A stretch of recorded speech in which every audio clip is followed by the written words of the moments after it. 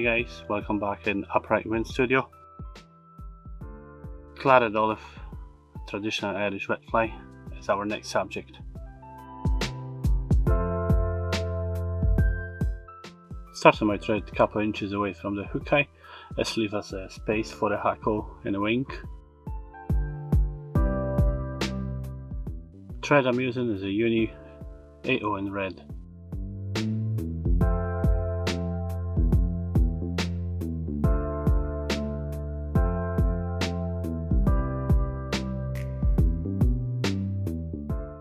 Now for the tail, golden pheasant tippets, about 6 fibres.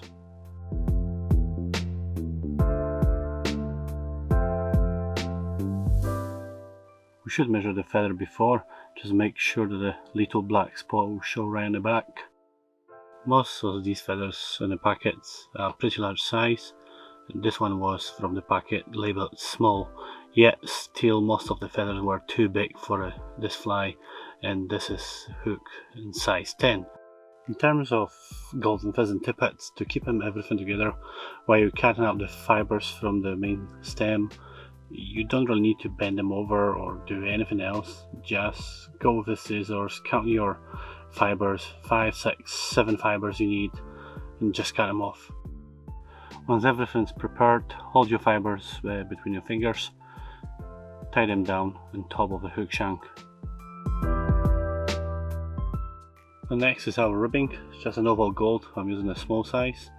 To make my life easier, I've tied the ribbing material on the side of the shank, fairly loose, 2 wraps to hold it down.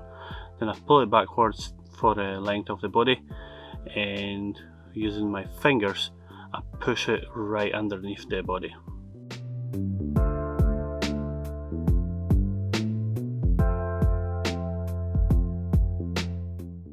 Now continue with your thread, make sure everything stays where it should be, your tippet material on top, ribbing on the bottom.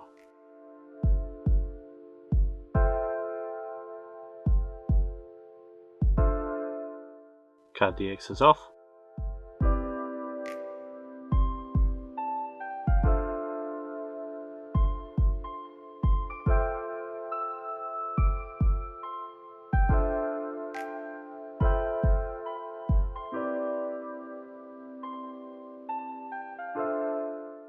Now tie turns right back.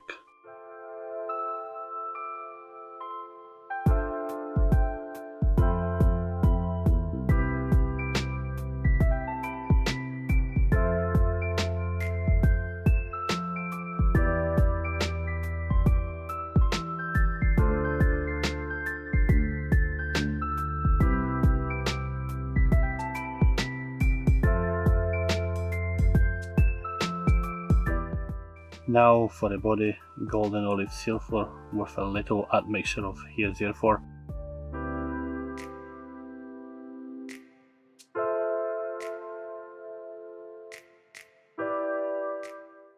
Now I'm just mixing both furs together.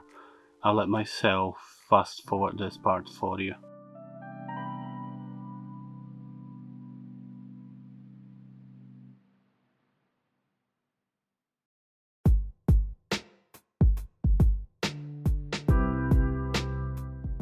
Now gently apply your dubbing on the thread. Take care to rotate it in a clockwise direction. This way the dubbing will nicely stick all around the thread rather than form a spiral around it.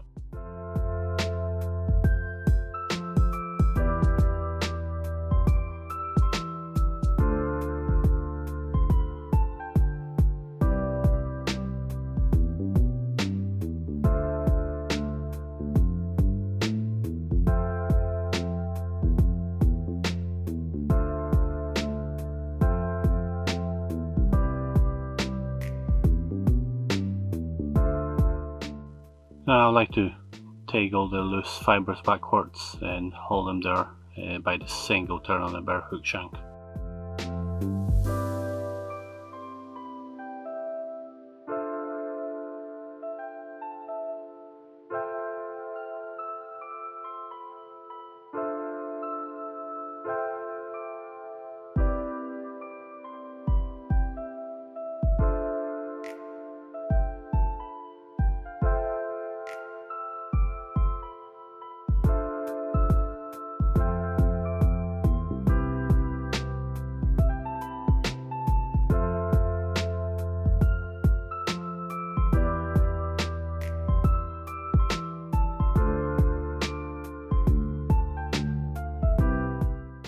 Now when the rib is done, continue with your thread all the way down to maybe 2 turns away from the hook eye, and that way we're starting to build our foundation for the wings.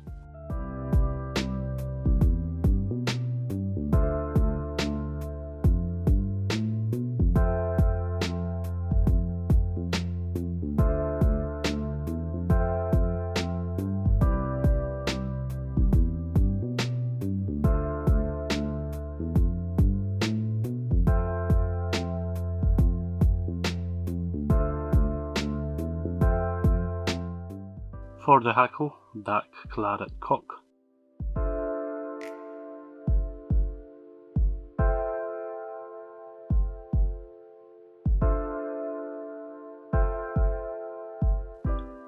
Now the Hackle feather is tied by down the tip. Again, I'm continuing tying this down all the way up to the hook eye before removing an excess.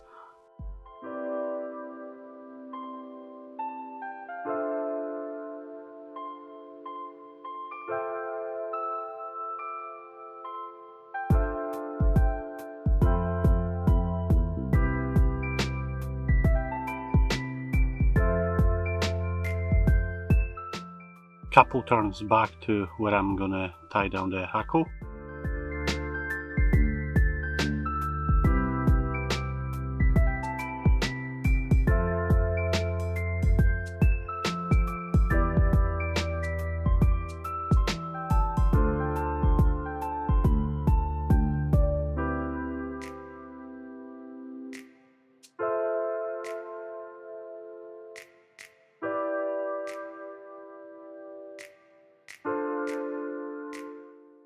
The loose fibers from the body didn't really help here, but slowly you can just start wrapping it all over the hook shank as it should be.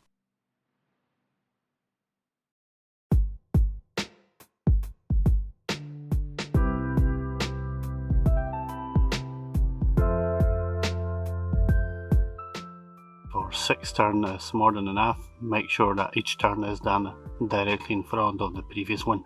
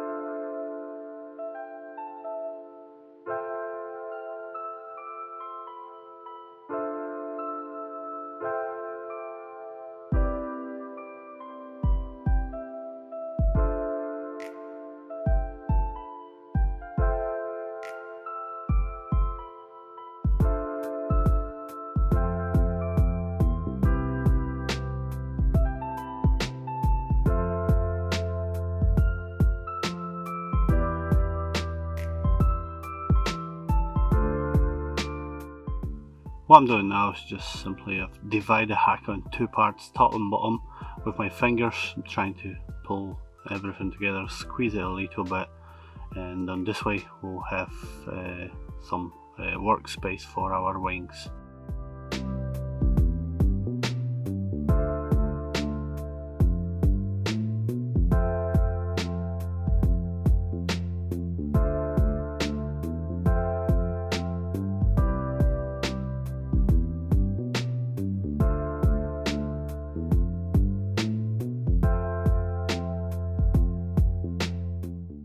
Now for the wings, I'm going to be using dark wing quill slips.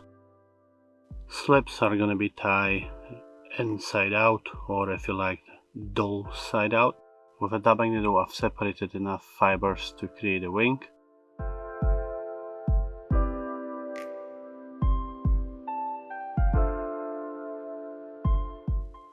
Gentle massage will reattach all the fibers together. wings should not be wider than the hook gap.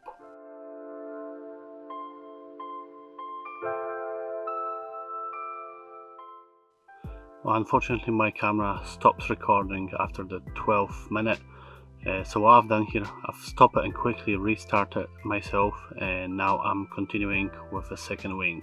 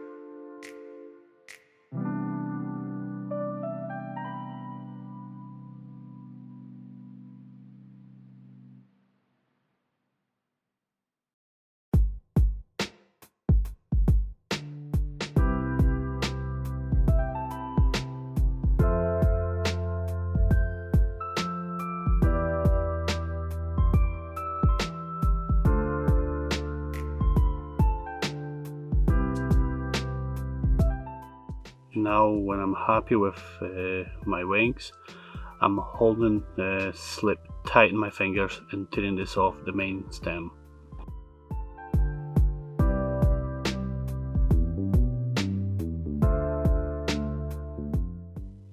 And the second slip.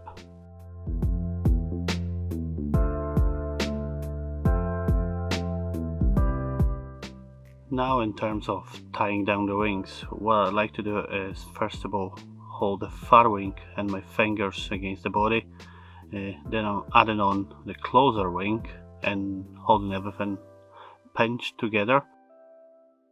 Once this completed, I can maneuver with my wings if I want to on the side of the shank, on top of the shank, if I want a longer, shorter.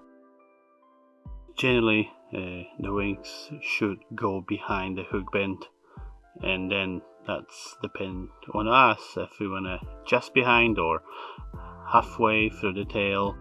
Just try to tie a few flies and see what you like. Now pinch and loop and pull your thread gently, and you'll see that the waist pieces will lift a wee bit. Let them do this way. We will get our slips tied properly down. All the fibers will compressed, they'll be right on top of each other, and we've got our wing tied down. From this place I would like to send a massive thank you to Hubert Janicek. The guy literally spent hours with me trying to explain how to tie the wings, which even with the grey duck isn't very simple job. It's not just the wings. Hubert introduced me to I really call it professional fly tying, but it's not really professional fly tying. It's fly tying as it should be. Yes, we can go creative, yeah, we can try new ways, new materials and everything, but on top of all of that, there is some history behind the fly tying. There are long established rules, and I think we should respect that. Well, anyway, Hubert, this flies for you. I hope you like it, and I'll try do my best to keep going on with them.